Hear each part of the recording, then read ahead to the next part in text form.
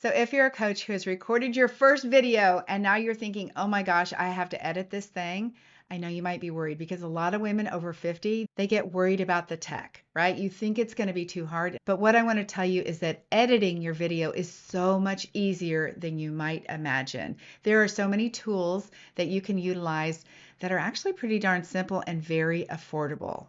So Nicole, tell us some of the common places that people might edit their video. Yes. So, depending on what type of a computer that you have, if you have a Mac, you already have iMovie built in there. So, that's a simple software that you could use. There's also GarageBand, which is audio only. There's Premiere Pro by Adobe. There's all sorts of different options. But what I would recommend here is a software like either Descript or Riverside.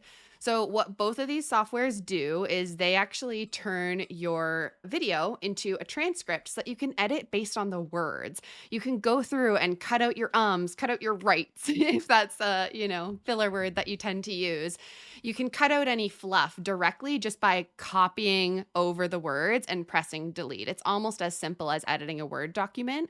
They've really made editing much more accessible versus some of those other tools that I mentioned where you would be editing based on the actual waveform of the audio. Descript is what we use. It's super impactful. It allows you to get the transcript, to edit cleanly. It has an AI tool that will actually do a lot of the cleanup for you, like removing pauses, removing filler words. It can identify fluff that it recommends you to remove.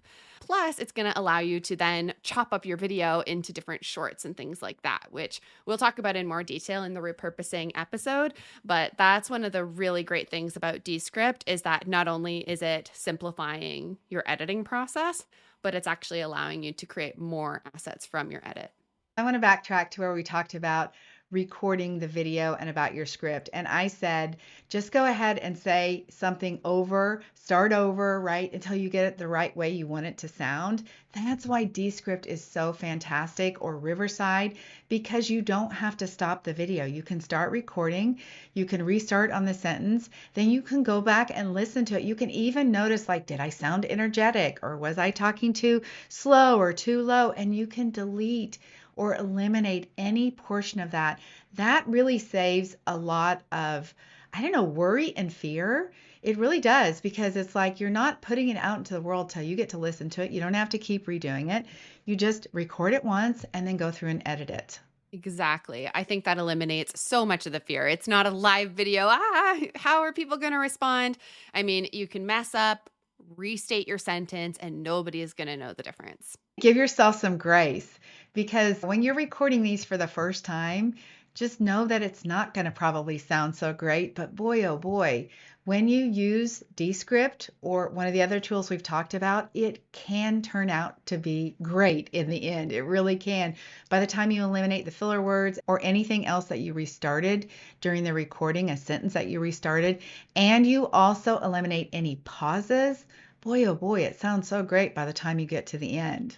Exactly. And it really doesn't take much time either, especially with all of the AI that's in there. So it's definitely, if you're a coach, you're already busy coaching, go and check out Descript because it's going to cut down a lot of this time and headache.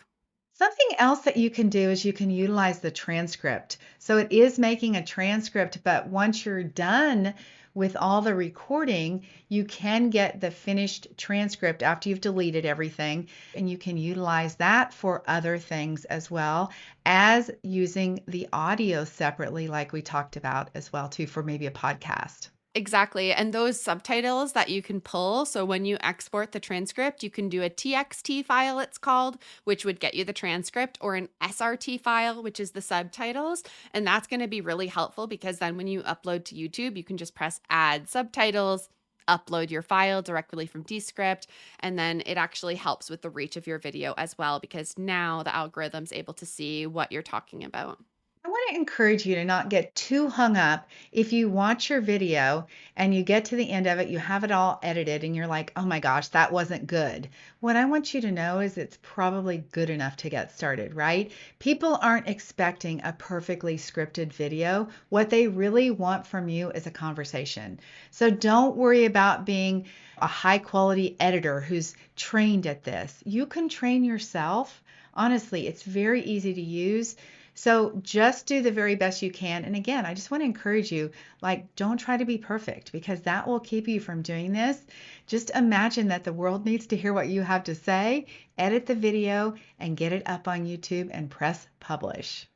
Yes, don't overthink it. Allow yourself to be authentic. You can cut out anything that was maybe embarrassing in the edit, but overall, just put it out there. Your next video is always going to be better than the last one, but don't wait until you have it perfect to start publishing. Descript offers ways to bring words across the screen. It gives you an opportunity to put a blank slide in that you could have words on if you did a hard clip or a jump in the video somehow. What would you say about utilizing those tools from Descript? Yeah, I would say those tools in Descript are super helpful. You can also add clips on the beginning and the end. So let's say you have some sort of introduction for your podcast or like an outro screen. You can add those in there easily. Like Debbie said, you can add cards or pop-ups that'll overlay on the screen with words. You can add titles just on the screen. All I would say about that is with every single piece of editing, there's going to be more of a time commitment, a little bit more of a skill to get under your belt. So while those things are really amazing to have, I'd encourage you to just do a simple, what I would call like a cleanup and clarity edit, where you're making sure that the audio sounds clean, there's no filler, no fluff, but there's no, graphics popping out here and there. That's always going to make things a little bit more complicated. And then if you want to then take it to the next level, I would say just doing something simple where, let's say you're doing a listicle style video where it's like, these are the 6 steps to do this, or, the 5 steps to lose weight. You could just have step 1 pop up with the name of it on the screen when you announce it, and then step 2. And that would allow for just, like 5 or 6 quick graphic edits. So overall, there's plenty that you can do there, but I would just keep it super simple for your first ones. Honestly, I don't think it changes the impact of the video. I don't think it probably gives you more views or longer retention by doing that. And it really does add to your work. I was just listening to another YouTuber talking about their workflow and the amount of time that they needed for editing because they added those clips and those pieces into their video. And I would just say skip all that. If you can think about a video that might be 20 minutes, how long would you say that it might take to edit a 20-minute video? Yeah. So for a simple cleanup and clarity edit, I would say it's going to take you 2 to 3 times the length of the video to edit it. You're likely going to have to listen to parts of it 2 or 3 times. So it definitely takes longer than the initial recording. That being said, if you're really good at just recording on a cuff and you didn't make that many mistakes and you go to edit right after you've recorded, you could probably edit in like 5 minutes because you'll sort of know, oh, about 2 minutes in, I made this pause. I had to go to the bathroom, so I'll cut that out. And here I repeated myself. And you can just sort of target in on those places and just do a quick listen through. But overall, I would budget about 2 to 3 times the length of the video's time. And then as you're thinking about adding graphics, video graphic designers, they charge oftentimes by the minute of the video. So it's just super important to consider, like, there's a lot that could happen in 1 minute. There's a lot of graphics that could pop up, a lot of different effects that can happen. So I would just ease your way into, like we said, maybe a little bit of those titles that pop up. But overall, if you're a coach, people just want to see you. They want to know you and trust you. And they're going to get to do that by seeing you on the screen instead of all these like overlays and distracting emojis anyways. I really would encourage you to do what Nicole just mentioned, which is record it and edit it nearly at the same setting because it really is easy to do that. If you've just recorded it, it's fresh on your mind exactly what you've done and you can go through and edit very quickly. The other piece is I would go back and listen when you make an edit. If you utilize all the AI options, either on Riverside or Descript or whatever you're going to use, you often can cut out too many places where you're breathing and there should be a natural pause. And actually, it doesn't sound very good that way. So sometimes you can rely too heavily on the AI editing and it will remove what would feel like a natural conversation. It will chop it up so short that it'll feel like you're rushing. So make sure you do go back through and listen because you can undo anything. Anything you cut out can be reversed, right? You just do the back arrow and you can eliminate that cut so that you can get back to where it sounds like there's a little bit more natural flow. Yeah, I think that's super key. You don't want to over edit it. You don't want to, let's say you're talking to the guests, the space in between is non existent. So it's like you cut off their sentence before it even starts. And something to keep an eye out for if you are going to use Descript in the AI is just that sometimes when you're having it remove filler words, it gets a little bit confused between ums and then like an ah. So like car. It could just cut me off before car and just start the sentence with car. So just keep that in mind. Definitely listen through to it all at the end.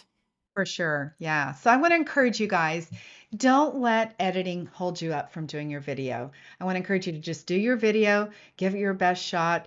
You'll get better as you go. And the same way with the editing, there are incredible tools that are not very much. I'm going to leave for you a link for Descript. We have an affiliate link. There is a discount for you guys as well.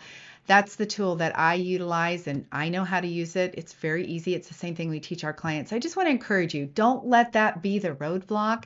It is so much easier. Yes, the first time that you learn how to use Descript, it's going to be a little bit hard, but it gets easier after that. Go ahead and do the videos. Get yourself on YouTube. Go ahead and use the editing tools that are available to you. Don't let any of that be the roadblock to you putting out in the world what it is that you know that you are meant to do, because video is a great way to build your coaching business. So in the next video, we're going to talk about shorts. How do you edit shorts? We're going to be talking about using Descript again. I want to encourage you to make sure that you subscribe, that you hit the bell so you get notified. In our first episodes, we talked about recording, we talked about Canva, we talked about channel description and setup. If you have not listened to those videos, I want to encourage you to go back, because by the end of this series, if you are a coach who is ready to do YouTube, you're going to know everything you need to know to not only get started, but to be taking action on it. So we'll see you guys very soon.